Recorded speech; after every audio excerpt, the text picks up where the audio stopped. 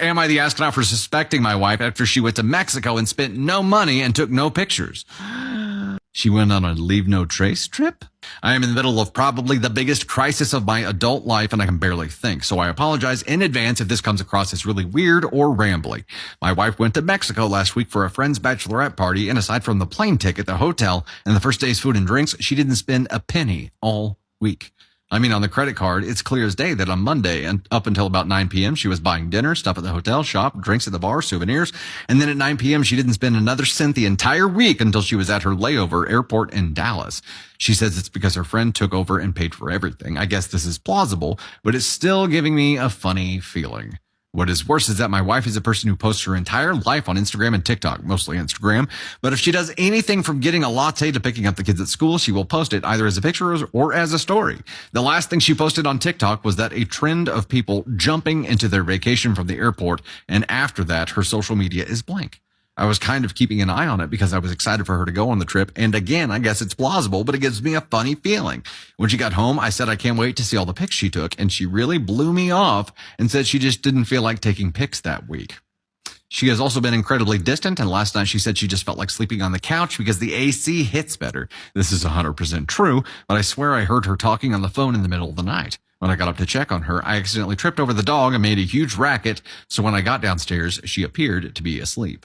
I brought all of this up this morning and said I'm not accusing her of anything, but all of this put together is making me feel uneasy. I wasn't trying to bait her or fight with her, just get my feelings on the table. She said, "You are a major asshole for bringing this up on her first day back at work." I said I wasn't trying to pry, just communicating with her. And she said, "Your communication is prying, and I am not discussing this with you ever again." She then took the kids to summer camp and left. Am I the astronaut? We have an edit and an update, but for someone to go on a trip, and it is plausible, like bachelorette trips, if it's an all-inclusive thing, it's possible that they were like, all right, you don't spend another dime. Everything is on us from here on out. Could be. What about the rest of it, though? Her behavior change is more alarming, right? And she's defensive. And as we read in a story earlier, it's the response that elevates the sus factor.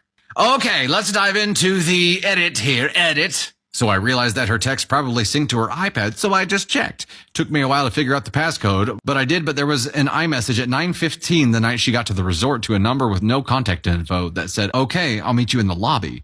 Is the app you said Signal? I looked up Signal, and it's kind of like WhatsApp. The iPad doesn't have Signal on it. So she downloaded a different app to chat with somebody and then deleted it. Edit 2, if you've been following my comments, you've seen that my sister is coming over and she's an insane internet sleuth and is relentless when it comes to this kind of cheating stuff. She also scares me a bit, so I'm hoping this isn't a mistake. I'm going to probably stop responding for a while so we can talk and she can do her thing. I am numb, but she can do this. Thanks for everyone and the nice comments and the reality check. It's not looking good. Edit 3. She cheated. My sister was able to get lots of info from the real estate guy, and my wife denied it at first, but then admitted it. Sorry it took so long to update, but I'm numb. I have literally zero idea what to do now. Edit 4 was deleted for personal reasons for OP, per Candy Thunder. Understood. Edit 5. I know people really want updates, and we've been talking, arguing, screaming, threatening all day long. I'm more confused than I was this morning, that's for sure. But I'm also confused, exhausted, sad, upset, nervous, and I don't know what to do. I did make a preliminary appointment with a family law attorney tomorrow to talk about protecting assets and how to navigate the legal way ahead, regardless of what I choose to do. I will say there's a subreddit that this was cross-posted to, and it may be the most toxic group of people I've ever seen online, and I feel really bad for those people. As for the privacy issues, no one has figured out who we are. That's not a challenge, by the way. I'm very tired, and I doubt people are still invested, but if there's still an interest, I can update either on this post or a new one in a few days. I'm really hoping to sleep tonight. My sister still has the kids, and they are having a blast and went to the lake with her boyfriend's family today, so I'm glad they're in good hands. And the official update now. Yeah, I have some professional buddies, like some industry buddies who like to use Signal for chatting, and that's literally it. But it's one of those, if your company uses it and you want to interface or engage with other collabs, or apparently if you're trying to hide cheating.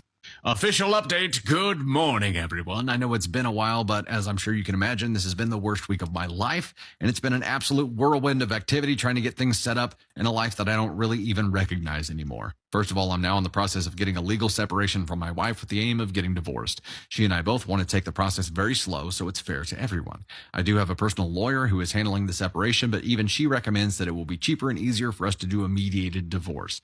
She, edit the lawyer, not my wife, has a colleague who has this sort of package deal where we will work together with a certified counselor while we are meeting with the mediation lawyer to handle the legal aspects. The goal is to learn to be co-parents and friendly while we go through the breakup. I know my wife is hoping to see the counselor with the aim of reconciling. I am doing the counseling so I can learn how to treat her with some sort of respect as the mother of my kids for their benefit. I can't possibly see reconciling, but I guess stranger things have happened. So to those of you who read along last week, know that my sister is one of those internet sleuths who, if you can tell her a first initial in someone's eye color, she can come up with the person's entire life history in a matter of minutes. I've pretty much let her handle all of the dirty work. She did some research on the guy, and he's an absolute piece of shit. He has judgments and liens against him all over the country. He has 6 kids with 4 different women and is delinquent on child support in most of them. And it seems like his MO is to just wait until the kid turns 18 and hope they stop coming after him. And this is the guy my wife picked to ruin everything for. My sister did get in touch with his current wife and said that she has pics and text messages to prove that he was cheating, and so far has not heard back from her. Who knows what's going on with that? My assumption is it's happened so many times she expects it and tolerates it, or maybe we will hear back from her. It was the first gut reaction that I felt too. It's not a surprise to her, and it's happened before. My wife and I are still in the house together until the separation is official, and we may continue to be even after the legal separation is done. I just don't know, and I figure as long as we can be friendly to each other, then it's okay. I had to go away on business last week, and when I got back on Saturday, it was pretty clear the fight in her was gone, and she wanted to talk and accept full responsibility, and was willing to come clean about the whole thing. I told her I really didn't need to hear anymore because her affair partner had confessed the whole thing and even sent pics. I think her thing now is that she's utterly humiliated and has been very quiet, even obsequious as her general manner around the house. It's not really what I want because I didn't get married to have a servant, and the change in her normal fiery and funny personality is only a reminder that something is really wrong. Kids are doing fine. They're spending a lot of time with my sister and her boyfriend and his family, so hopefully looking back, this will just be the summer before their parents got divorced and are missing the turmoil in the house. I guess if there are questions, I can try to answer them, but that's pretty much what's been going on here. There is one more update, but damn. Obsequious. Yeah, like subservient, right? Damn. Mel J. Wolf, thank you so much. With the love and the hearts on the YouTube side of the stream, it does make a difference. Thank you. Yeah, poor guy. Like what? So how did she not think when she was going to do this that it wasn't going to be suspicious? And apparently, it wasn't even a bachelorette thing. Apparently, she was just going to have this hookup. The bachelorette thing was a farce. Okay, here's the update that is on surviving infidelity. Hello, my posts from the last 2 weeks have gained quite a bit of traction on the AITAH pages, and several people have advised me to post here. Long story short is that my wife went on a trip to Mexico and had a mostly emotional/financial affair, but it got physical at least once. It certainly would have been more, but the guy had pretty severe health issues. I am beside myself with anger and embarrassment, but as the days have gone on, I am thinking that I can't live without her. We have been together since we were 13. We have kids. I have side business with her dad. I'm great friends with her brother, and my family loves her like a daughter. We're scheduled to bring the divorce mediation next week while also doing co-parent counseling, so the process is moving forward. Part of me feels like I'm grasping at straws to forgive her, but part of me feels like she has shown me a lot of grace and forgiveness, and I should give her the same chance as she gave me. When we were 15, I cheated on her while I was at a baseball camp. Not only did I cheat on her, I dumped her when I got home, explicitly told her it was her fault that I cheated on her because the girl wasn't a good girl Christian. And then I dated other girls that school year and rubbed it in her nose at every opportunity. It wasn't until she started dating that I realized how sorry I was and begged her to take me back. In 17 years, she's never held my behavior against me, except for some light ribbing now that we're older. She forgave me unequivocally, and I vowed that I would never hurt her like that again, and I truly haven't.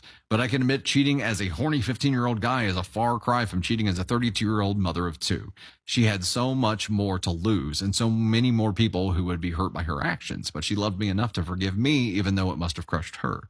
I have to admit, there's a huge part of me that feels I owe her a second chance because she gave me one, even though the circumstances are so much different.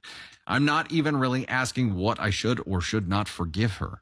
Rather, are these emotions normal? Am I rationalizing something that should not be rationalized? Okay. So everybody's going to view this a little bit differently. I feel like, OP, yes, you are rationalizing something that should not be rationalized. I feel like you are You are grasping at straws here. You feel what is the comfort of your normal world right now slipping away, and you're grasping at anything you can to try to slow that process down. But all of the things that you mentioned, having the side business with her dad, being really close with her brother, those things don't change.